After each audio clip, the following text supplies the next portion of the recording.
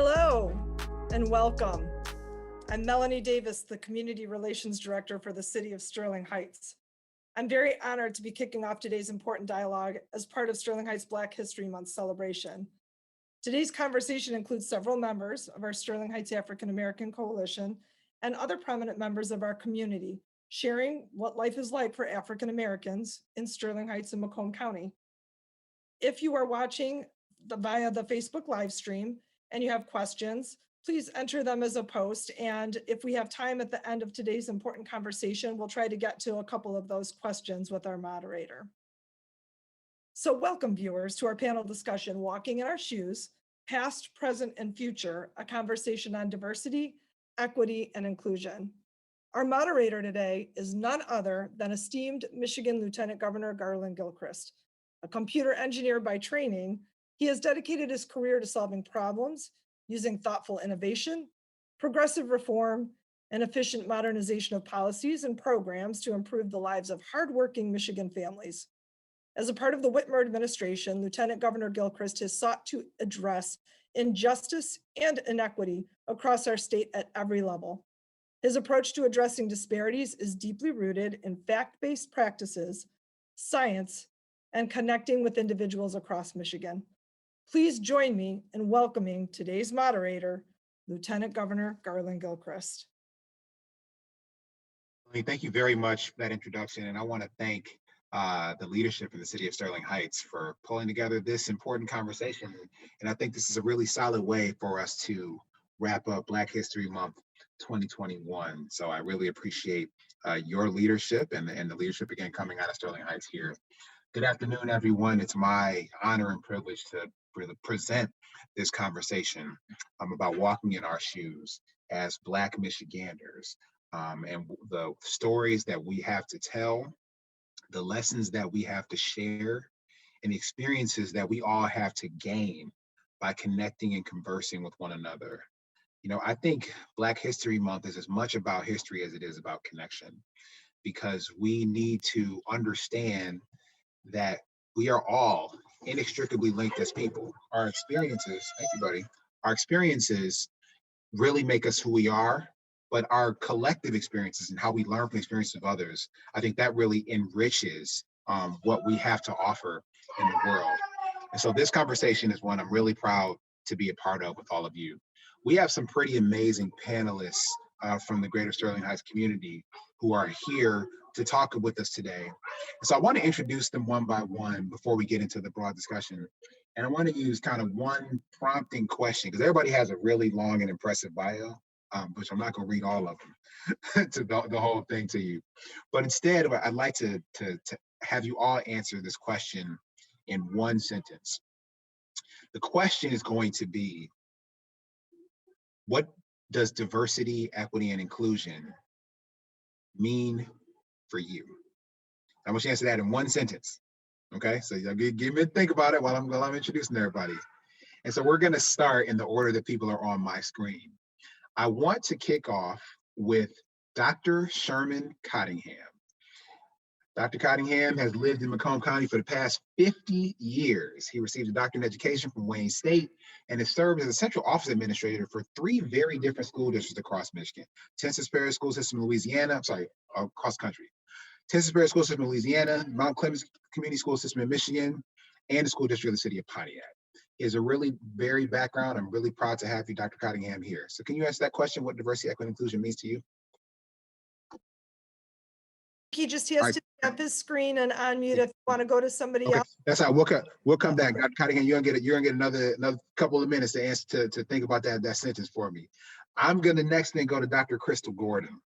Longtime resident of Macomb County. She has a PhD also from Wayne State University in learning and design. And throughout her years as an education professional and leader, she has really tried to promote diversity, equity, and inclusion. So I'm sure that she will have an interesting perspective on this question. Please, Dr. Gordon. Hello, everyone. Being a teacher, I really believe that what I have really strived for, teaching between Texas and teaching again in Michigan and being from Michigan, is really trying to promote who we are as minorities and as individuals, and also being able to get a seat at the table. I know throughout my years as an educator, I have really reached for that, to get a seat at the table, because then you're able to help drive the change. You're able to help create policies. You're able to do a lot of things that are for the betterment of our of us as people. And I'm sorry, I did that in longer than a sentence. But really, it's really to gain a seat at the table, because once you get that seat at the table, it opens up many opportunities. Thank you so much for that perspective, Dr. Gordon. I next want to move to Mr. Vernon McLean, who was born in Mississippi to parents who actually were sharecroppers. But he went on and got his education from Mississippi Valley State, worked for General Motors as a Fisher body instructor, the first of 3 Black people to hold that position, training all General Motors car dealers on all phases of auto body issues, including major collision. And after his illustrious career, he retired as a district sales manager for AC Delco. Mr. McLean, what does diversity, equity, inclusion mean to you? Well, thanks for having me. To me, it means that really equal opportunities for all people. If we can do that, I think we'll make miles stretches ahead. Thank you, sir. I appreciate that perspective. Next, I want to go to Mrs. Shawn Green Beebe. She is a wife, mother, and passionate educator, and she has been an educator for 26 years, and for 17 of those years has been a school administrator. This means a lot to me. I married a teacher, so I really appreciate that. You've been living in Sterling Heights for almost 20 years and a member of the African American Coalition. Thank you for that, stepping up. So please, Ms. Green Beebe, what does diversity, equity, and inclusion mean to you? Yes, thank you so much, Lieutenant Governor. It's a pleasure to meet you, an opportunity that I've really been looking forward to this panel. As a woman of color, an African-American woman of color, in addition to having a seat at the table, that diversity, equity, and inclusion means that I have worth, I have value, and I get to bring my innovative ideas and share those within my collective community or my job, that I'm not just there to sit at the table, but I'm there to contribute in some way. Thank you so much, Ms. Green Beebe, for that. And next, I want to come to Jonica Hawkins, who is a very experienced sports and entertainment executive who's been a member of the Detroit Pistons organization since 2015. She also serves on the City Year Detroit Associate Board and is a member of the Sterling Heights African American Coalition. Thank you also for that participation. And I also would note that she is a mentor to young women in the AKA youth program. And I know the AKAs are having a pretty good year. So I'm sure you're proud of that. Please tell me what diversity, equity, and inclusion means to you. And thank you so much for having me here today. Yes, super, super excited. AKAs are having a great year. I think we have a great life. So I'm just a little biased. But so for me, I think, diversity, equity, inclusion is really just like learning, embracing, and like really honing into people's differences and how that they can aid to the betterment of the greater community. So it's really taking time, again, to embrace people's differences. Thank you so much for that, Jonica. And our final panelist today is Mr. John Myers III, who is a really high energy leader in the community, 20 years in business management and human resources, a community activist that really just has a deep commitment to the city and a passion for service, always looking for ways to help make Macomb County a fantastic place to live and work. And he recognizes the potential that exists in Sterling Heights specifically. Mr. Myers, sir, what does diversity, equity, and inclusion mean to you? Thank you for the opportunity, and thank you for joining us this afternoon. I'm going to echo what some of the other panelists have said. The biggest thing is opportunity and education. In a nutshell, I'll just leave it at that. But being able to provide an opportunity and also educating folks on exactly what DE&I really is. Thank you, Mr. Myers. So that's a good segue because, I think this comes up. We need to make sure we're clear about what diversity, equity, and inclusion actually means. I think people have heard that phrase with increasing frequency over the last few years, but the definition is kind of nefarious, or not nefarious. The definition is kind of nebulous. So this question is really for all the panelists, and I want to start with Dr. Gordon on this one. But just how can we, how would you define diversity, equity, and inclusion? And then how can we better value all forms of diversity, equity, and inclusion in our community? I think we've been kind of moving away from just the diversity tagline. When we're moving into equity, creating equitable experiences, and in this panel we're talking about minorities and African Americans in general, but it's just really to make people aware and to make things better for us as individuals and collectively as a group. The political climate in the country right now is, has been kind of rough.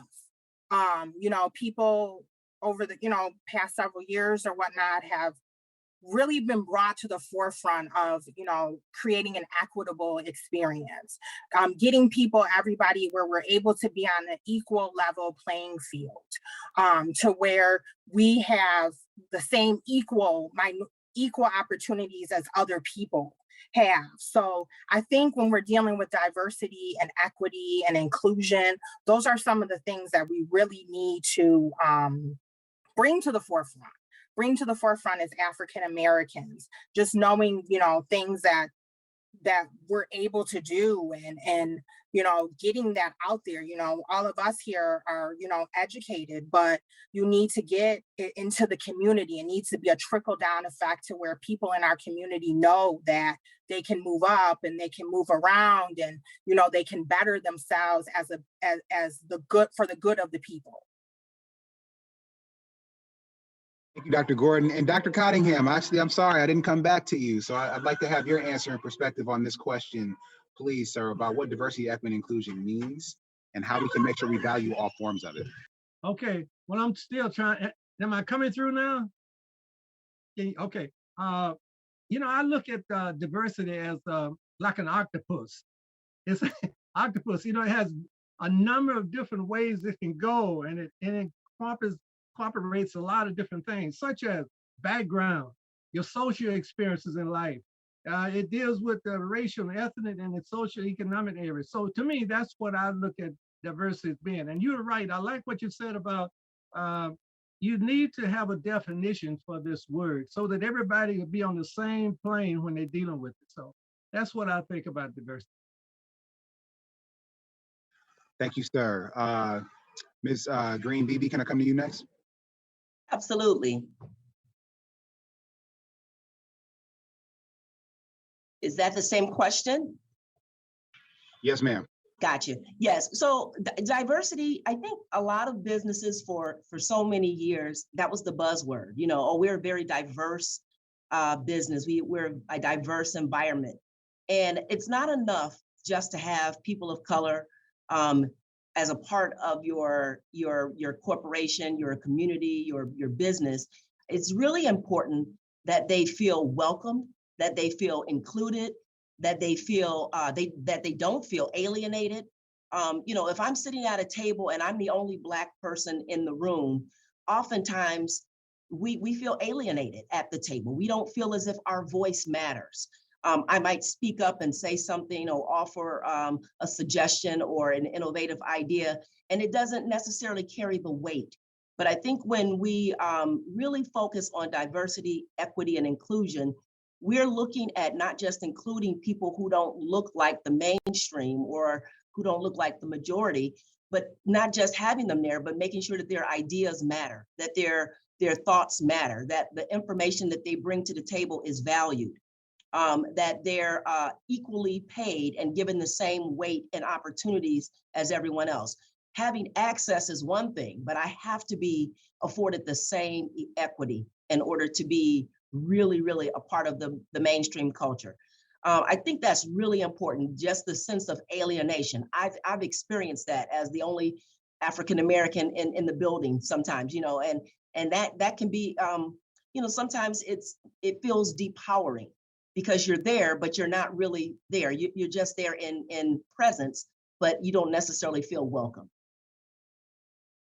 Thank you for that perspective. I wanna come a different direction with the next question, and we're gonna start this one with Jonica. Um, we've talked about what diversity, equity, and inclusion is, what it means, and I'm curious for your perspective on what the consequences are if we ignore it, if we don't strive to be better about diversity, equity, and inclusion in our communities. What are the consequences of that? Yeah, no, I think that's like a great question. And I think for me, I really just believe like things stop growing, right? There gets to a point where things will become really stagnant. If you don't have diverse thought, you don't have diverse background, you don't have anything, you get to a place where you're literally just doing things for the sake of doing things, or you're doing things in a place where you're going to no longer grow. So I think that's one thing. And two, I think like we kind of talked about the alienation of people. Like if you continue to ignore it, you're going to get resentment. You're going to get people not being able to show up in their authentic selves, which is not productive for anyone. You're going to get that sense of inferiority, which is again, not productive for anyone. So I think, honestly, ignoring it, there comes like a lot of different things, but really, again, it's just that growth. And then that people won't know where to go. Like you said, having a seat is one thing, but being able to grow and being able to lean into it is a whole different perspective. Thank you for that, Ms. Hawkins. I would like to pose that same question to you, Mr. Myers, as an activist and leader in the community. What are the consequences or the risks that we have if we don't really respond to diversity, equity, and inclusion efforts? Thank you. Look at what happened a couple of days ago here in our own city in Sterling Heights, right? We had an officer who posted something that we've been fighting for since last year, the George Floyd situation. And more of these situations are going to come up because they just don't know. You can't do that. We have to educate you on how important it is to not make someone offended by such a touchy topic of the George Floyd situation. Not educating them can do consequences of people being passed up and not adapting to the environment, where Macomb County has not done that, where the economy or the actual community has grown with a lot. We have 10,000 African Americans in Sterling Heights right now. But if you look around at the school districts and look around the city hall, it doesn't represent, we don't represent who we are. So therefore, if we don't feel comfortable going and talking to someone at City Hall or talking to someone at a county level, we're not going to get our issues addressed because we don't have the connection with them, because we don't feel comfortable, because no one looks like us. So it's important to adapt and adjust accordingly so that everyone has someone who looks like them available. Thank you for that perspective. And so, Mr. McLean, I want to come to you with I think something that builds on that. Mr. Myers, you're my segue person, so I'm just want you to know that's the role that you're playing today. So when we talk about diversity, I mean that means that we have just so many different people with so many different perspectives, identities, et cetera. And I'm curious what you would say to, when we talk about defining diversity, equity, and inclusion, we talk about the things that are at stake if we ignore it. Well, let's say you have a white person in Sterling Heights, or a white person anywhere, who is curious, who wants to be helpful and supportive. How would you, help that person navigate the role that they can play in supporting and promoting conversations about equity, conversations about social justice, conversations about changing the status quo? How would you help that person enter into that space? Yeah. Yes. What I have to say about that whole topic there, to me, diversity brings prosperity. If we're not diverse, we miss out on a lot of the opportunities, because the other side, they've had the advantage all these years and they know where everything is and know all of the people and yada, yada, yada. But if we get to know them at a personal level, then they will tend to trust us, we trust them, and then we can grow together and share things. A good example of what I found out about one issue, Toyota Motor Company. They build over a $1 billion plant down in Tupelo, Mississippi. And when they were trying to decide on where they were going to build that plant and if this place was suitable, they sent a few of their CEOs down. They flew a plane down with them. They came to this meeting with their briefcases, and they met at this country club. And the first question these guys asked is to the people that were in charge of it. They asked, "Do you have any minorities as members of your club?" And the question had those guys befuddled. So all they did was just start looking around at one another. And these CEOs, they took their briefcases and walked out, got on their plane and flew out. So that left these guys at this club befuddled. They said, "What the heck's going on?" So what they did, they got together and talked about it and so on and so on. And then they got the situation right. In other words, they allowed some minorities to come into this, into the club and become members. And then they got back with the guys from China. And then they came back. And as I said earlier, they built a plant that would, of about, it was over $1 billion. And they also hired like 200 people, I'm sorry, 2,000 people. And they also were able to build over 150,000 vehicles a year. And I was also told that what they did is they came back and built all of the highways up, gave loans for people to build homes and all this kind of stuff. And then it changed the whole environment with I'd say around 50,000 people were in this general area, not necessarily in Tupelo, but in the general area, small towns near them and all that. They hired all these people, and then it started to move down into another county, a county down about 70, 80 miles from there, Batesville, Mississippi. And the schools in there became diverse, and it did so well.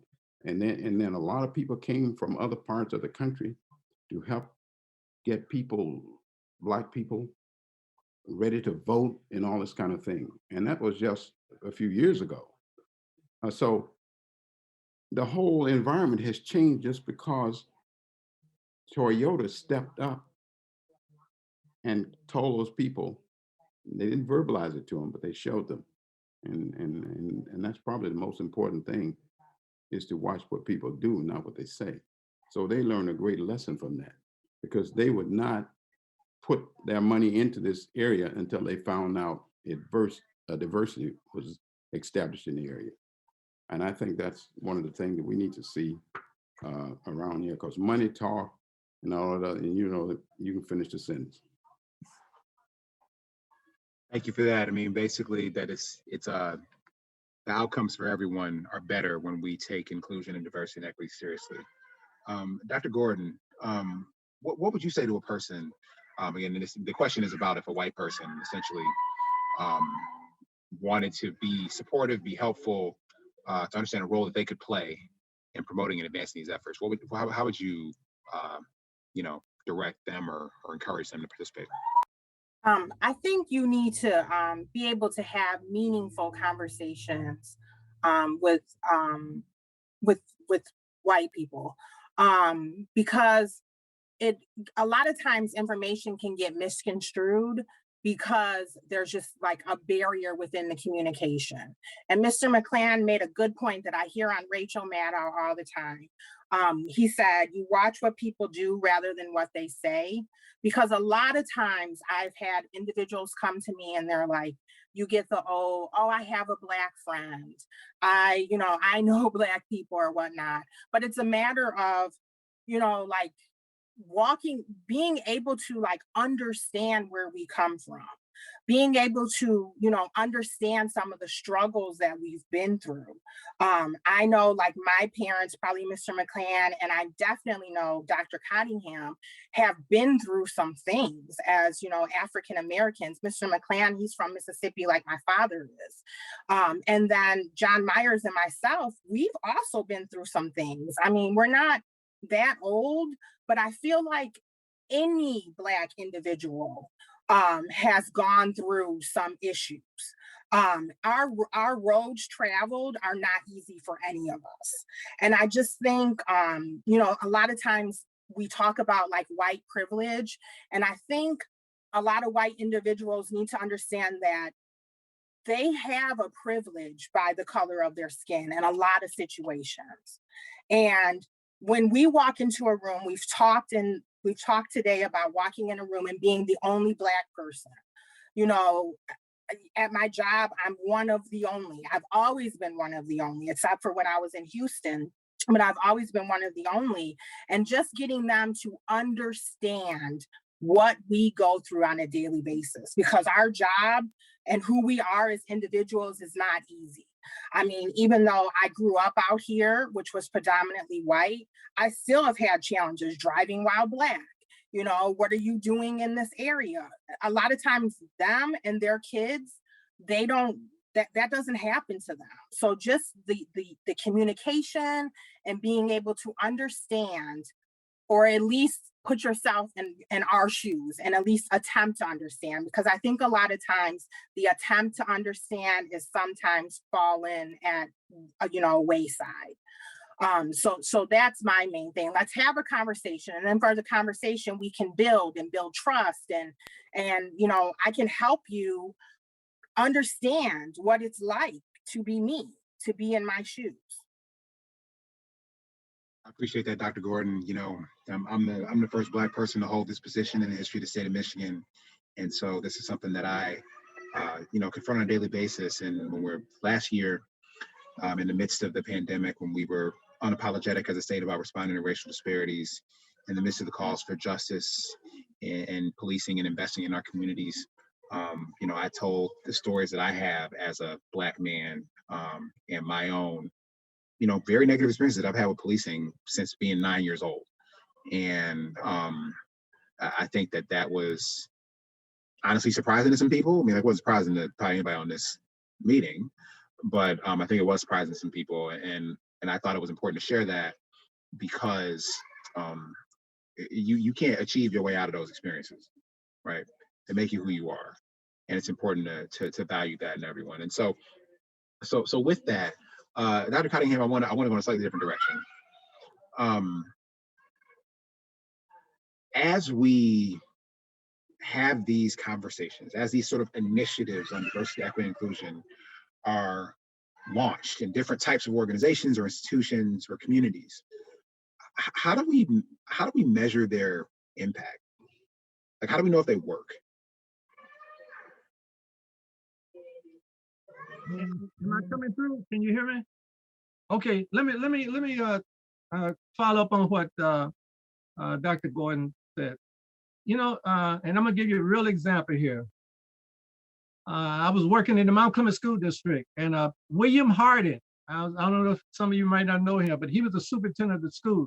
He came to me one day because I was the personnel director for the Mount Clemens School District. And he said, Chairman, we have some issues here in the school district. I said, what are them, Mr. Hardin? He said, well, I just think that we are not getting the education for our young kids as we should from Black educators. So in working with different races, I said, you know what, maybe you need to answer 3 questions. Number 1, we needed to identify what the problem is.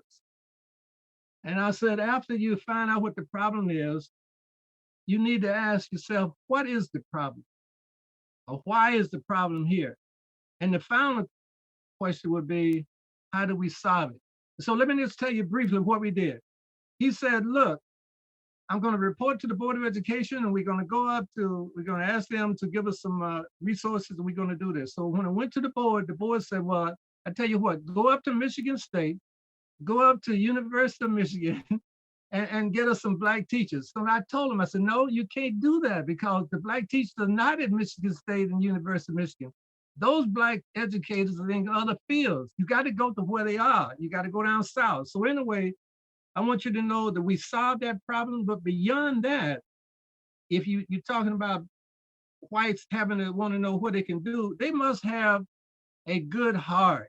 And I want you to know that when I was looking at the hearing the other day, Merrick Garlin, you could see this man had a heart, and and to be the Attorney General of the United States, he was going to do the job that we need to do. So I think having a good heart and answering those 3 questions will help whites get some. Thank you, Doctor. Jonica, how do we measure success of these efforts? Yeah, so I think a lot of it too is like you said, it's hard, right? It looks different for everyone in different situations. But I think, you know, if you are able to like internally look, like I think how Dr. Cottingham said, you know, having that heart, right? So if daily you're getting up every day and you're leading from a place of empathy, you're leading from a place that I might not know all the answers, you're leading from a place of like being authentic, I think, you know, that helps a lot, right? So I think a lot of times it's looking at your internal self. Like, I think, you know, there's so many greater things, and we hear systematic racism and we need policy and we need that. And yes, we do need all those things, but I think it starts with like someone individually saying, this is how I feel about it. I'm not just gonna sit with this is how I feel about it, but I'm gonna be able to be an accomplice, and I'm gonna speak out, and I'm gonna be an ally, and I'm gonna, you know, put people in different places because this is what I believe. And I think having that trickle down effect will be huge. And so I just think, again, everybody taking individual steps daily it's gonna change. Like, things will eventually start to change. But again, like, you have to be comfortable having those type of uncomfortable conversations. Thank you so much. Ms. Green Beebe, I'm curious, given your personal experiences and also your experience as an administrator, thinking about just again what it means to you're used to as an education leader, you know, measuring the success of very squishy things. I mean, you know, and so I'm curious about your perspective on this. Sure. I think, you know, as an administrator, we like data. So I think it's really important to survey the community. You get that data, you find out what the concerns are, where African Americans feel there are gaps or places where they're not represented. You implement initiatives and put things in place that will bring about change. And then you see the proof is in the pudding. Has the representation changed in leadership in different community, you know, throughout the community? You go back and you get the surveys to get post-survey data to find out, are people feeling more comfortable? Are they feeling more a part of the community? Are Blacks willing to move into the community because other Blacks are going to attract them to come to this community if they feel like this is a place where they're welcome? So you want to see the actual results. I know when I first moved to Sterling Heights, and I shared this with a friend of mine, one of my white colleagues, who came to me during the George Floyd protests during that time this past summer, and wanted to check in on me just to see how I'm doing. How are you handling this? What does this feel like for you? So I appreciate the compassion. I appreciate the empathy. But it also leads to some uncomfortable conversations. So rather just having our regular, you know, work conversation, I really dug deep, and I shared that, you know, I couldn't buy makeup at Lakeside Mall when I moved to Sterling Heights. You know, for years, I couldn't buy a pair of stockings or pantyhose because there was nothing in the store that matched my skin tone. You know, and it's little things like that in mainstream America, people don't think about it because it doesn't impact them. If you're in the majority, if you have white privilege, you know, it doesn't matter to them that I have to drive, you know, 40 minutes to buy makeup to match my skin. I would stock up on makeup because I didn't want to have to make that commute regularly. My daughter, now, you know, we've been here for almost 21 years. My daughter's able to buy makeup in this community. So at some point, the voices were heard. We have to make sure that when our representation is really felt, we will see change. So for me, I think the proof is in the pudding. But having those uncomfortable conversations, making people aware of what your dilemma is, why you feel the way you do. You're not just an angry Black woman.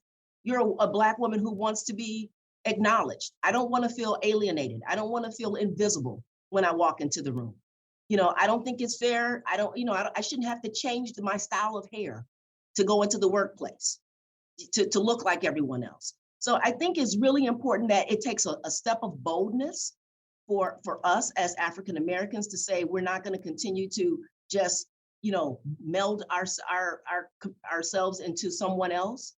So that takes courage, but it also takes courage to have those conversations and make people feel uncomfortable, because proximity, when they get close to the situation, proximity breeds care and understanding. But distance, as long as they don't have a relationship with us and they continue to remain distant, then that breeds fear and lack of understanding. So we want that compassion, we want that understanding. And so those conversations have to happen in order to see the changes in our community. That's real. I appreciate that. I appreciate that tremendously. Mr. Myers, so I have a question to you about leadership and about the roles that leaders play, elected leaders, appointed leaders. What does it look like for a leader to really respond to either a call for increased efforts when it comes to diversity, equity, and inclusion, or to how to respond to the feedback that they will get on those efforts, recognizing that feedback there'll be a range of it. Would like your perspective on that. So the most important thing to start the conversation, right?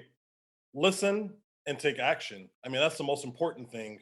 But in some cases, it's not intentional, it's reactive, right? So the George Floyd situation created a lot of reactiveness, where I've been banging my drum for 20 plus years to say, hey, we need diversity, we need equity, we need inclusion.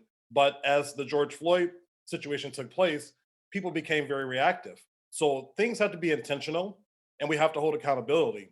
These elected officials, the community leaders, everyone has to be held accountable and create metrics that we can find data to find out exactly what is going on. But start the conversation and take action. It's the most important thing to do.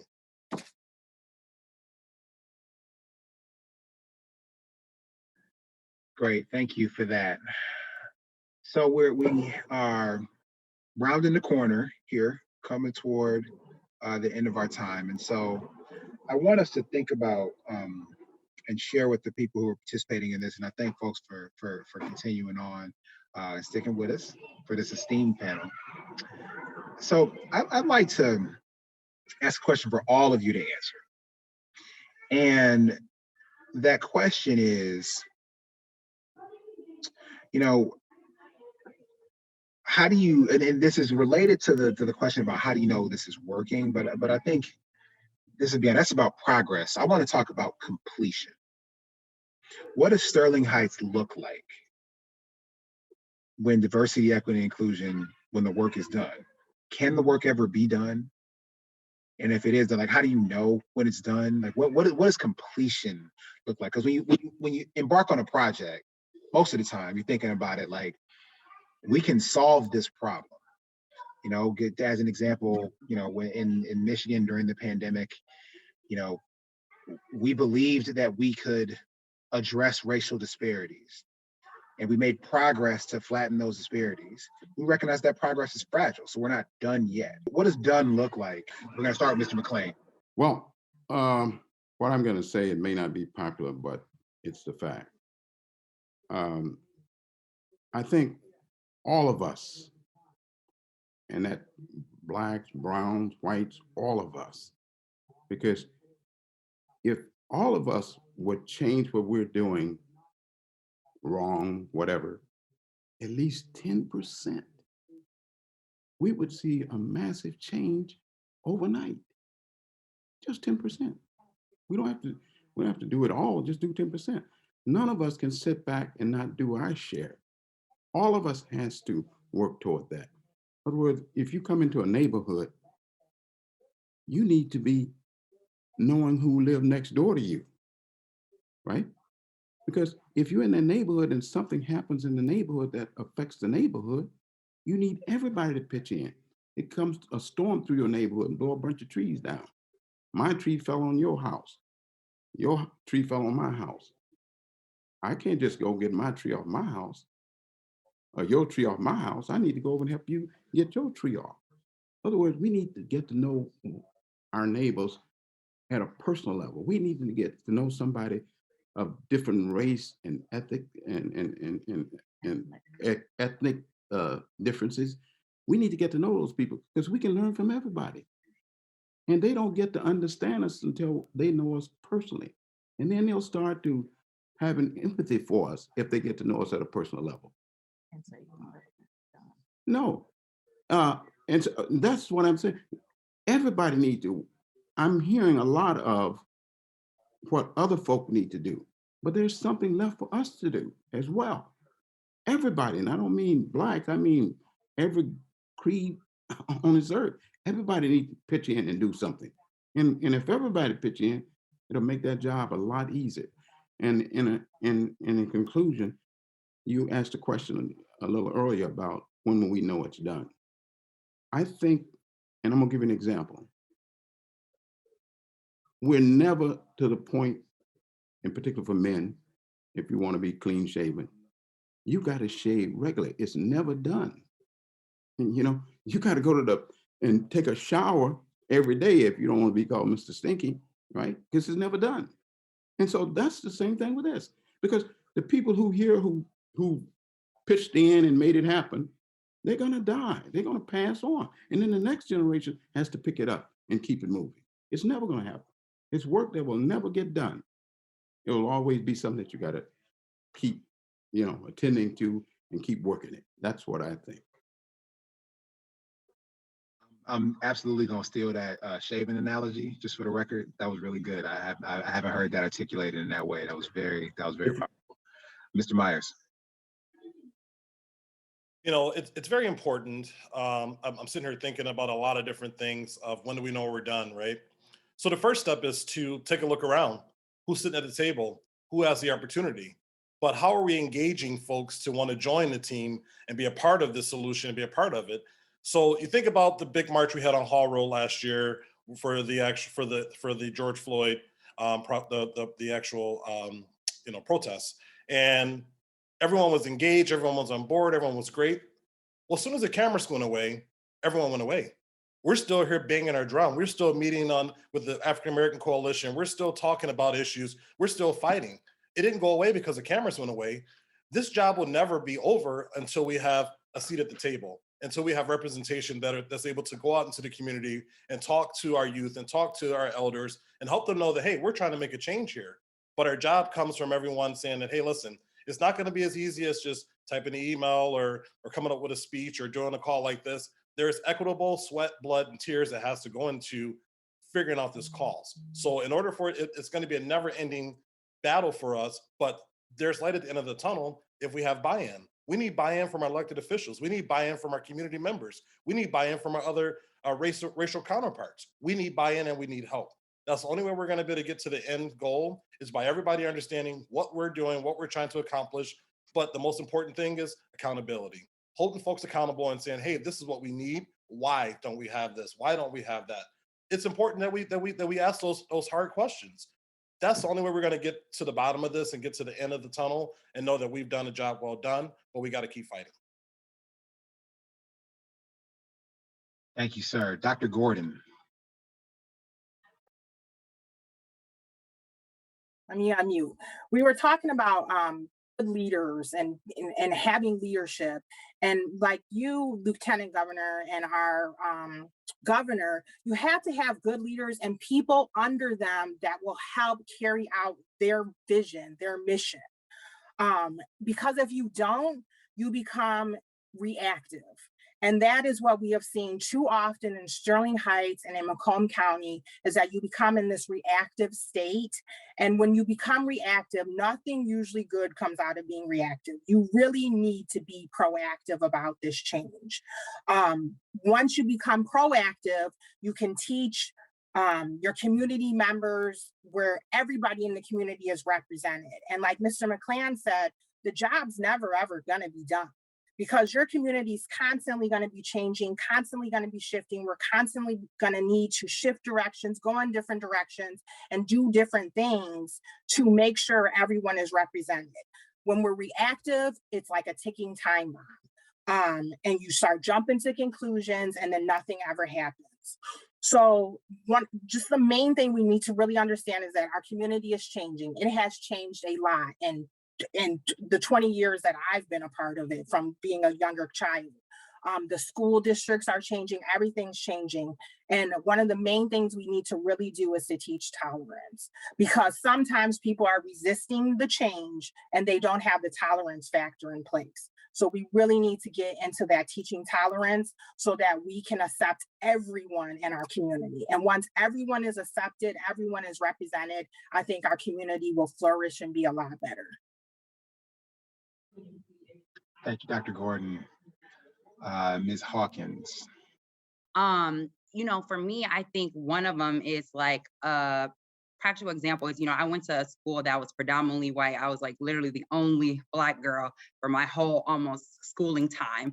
And like, I remember one time they put up signs after, because I was trying to do like Black History Month initiatives and this, and we would have facts of the day. And I remember one time when it was all done, there were signs around the school that literally said White History Month, this is what you really need to know. And like, for me, like, I was like, oh my goodness, why do we need to do that? But so I think one way that we really can look at how do we look like things are completing or getting to a better place, is when the celebration and the conversation are not seen as threatening, right? So for me, I just saw that as like, that's very threatening. Like me celebrating who I am, me wanting to have the conversation about my experience is not taking anything away from you, right? So I think that's a great way that we can look at it. It's like when we're okay celebrating other people and knowing it's not taking anything away, you know, from you or the majority at all. Thank you, ma'am. Now, Ms. Green Beebe, Mrs. Green Beebe, please. Yes, and really enjoying this rich conversation. And I would agree with everything that's been said.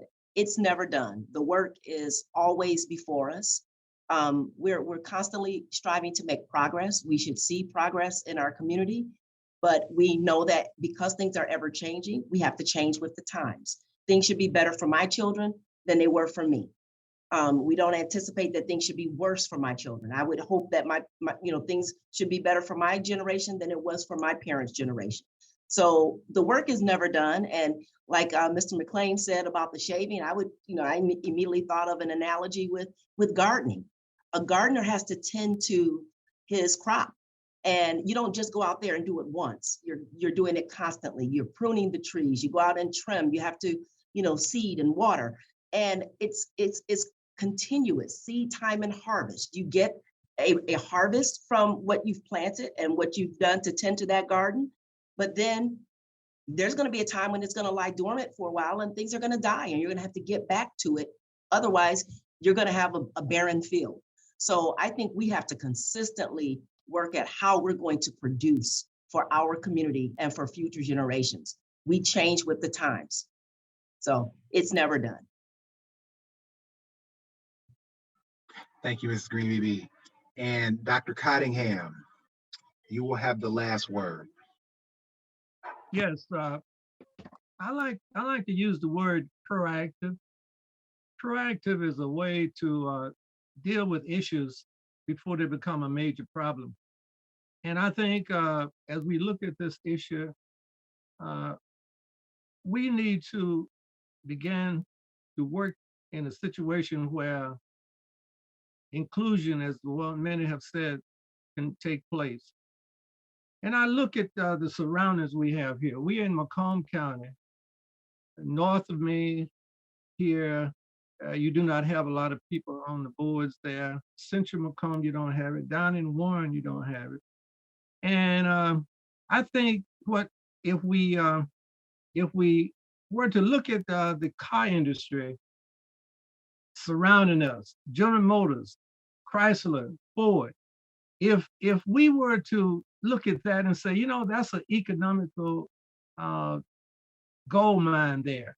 And if you work together in the inclusion and be proactive in your activities, I think this whole area, Macomb County, could blossom and become an outstanding area that can help the entire United States of America. So I see where we have made some progress, but in finally, I just, I see people we used to go to the Dr. Martin Luther King affair. We have, I call it a sit down, good time eating. And then what happened is we go back to our little cubby holes and nothing is done. So being proactive here is, to me, is the way to solve this problem. It's never going to be totally solved, but at least it'll be some things that my grandkids will be able to benefit from. Thank you. As we close with the theme of walking in our shoes, my takeaway is that we must keep walking. That no matter what happens, no matter any setback, no matter any obstacle, we must walk, and we must walk together. And that is how we will develop the empathy and the tools and the imagination to be able to move forward. So thank you so much for allowing me to converse with all of you. Everyone, please take care and be safe.